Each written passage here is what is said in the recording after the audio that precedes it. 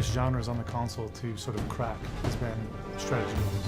People were making games that both ran on the PC and ran on a console. They weren't taking advantage of the controller, they weren't taking advantage of the screen, the television. All right, we're gonna rework this, and we're not gonna build a game that can work on both, and we're not gonna do that. We're building a game for the console, and we said, let's start from the beginning.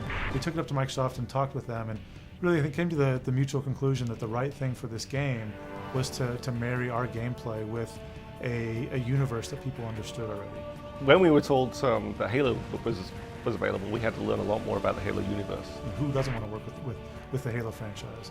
And taking those characters, that world, and putting our gameplay with it was sort of a perfect marriage. During that time we found out that Halo itself started out as an RTS game, which of course was kind of interesting.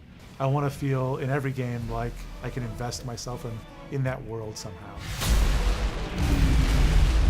We realized very early on that the one thing we had to get right was the controls. One of the biggest concerns I know that's out there on the internet is, how can a strategy game exist without a mouse and a keyboard? You're going to have to figure out a way to get the same gameplay on a console controller. And I think we've done that in Halo Wars. One common thread is each time we went back and sort of rethought about controls, they got simpler. What are the basic fundamentals that are fun about RTS?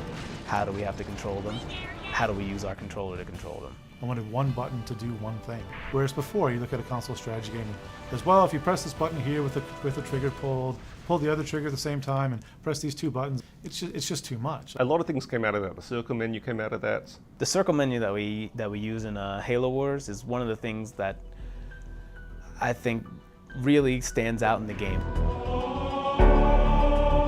It uses what we call the rule of 8. If you click on a building, you see the circle menu pop up, and there's 8 choices there that you can pick from. And being, the 12 o'clock versus the 3 o'clock, and the, sort of in between the 1 and 2, and all the way around. It was really simple to press A, push the left stick, and press A again. You could do things just as fast as you could on a PC. After you start to play, you'll realize that your thumbs just do the right thing.